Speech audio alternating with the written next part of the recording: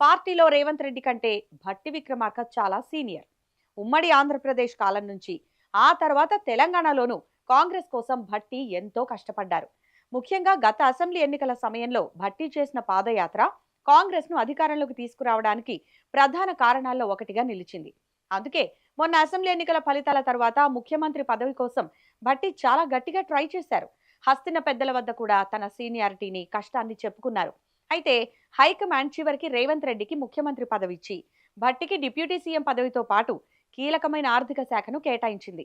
Party అంతర్గత వర్గాల నుంచి వస్తున్న సమాచారం ప్రకారం ఇప్పుడే కాదు, భవిష్యత్తులోనైనా తనకు ఈ సీనియర్లు అడ్డొస్తారన్న అనుమానంతోనే భట్టితో పాటు ఇతర సీనియర్లను పక్కకు తప్పించేలా రేవంత్ రెడ్డి వ్యూహాలు రచిస్తున్నట్లు టాక్ నడుస్తోంది. తెలంగాణ కాంగ్రెస్ లో Revanth Reddy one men show నడపాలని చూస్తున్నారని, సీనియర్ల షాడో తనపై పడకుండా జాగ్రత్త పడుతున్నారనే ఆరోపణలున్నాయి. దీనికి తాజా ఉదాహరణ రాష్ట్ర మంత్రివర్గ విస్తరణ వాయిదా పడటం. రీసెంట్ గా తెలంగాణ రాష్ట్ర మంత్రివర్గ విస్తరణ చేపట్టాలని, కొత్త వాళ్లను కేబినెట్లోకి తీసుకోవాలని కాంగ్రెస్ అధిష్టానం భావించింది.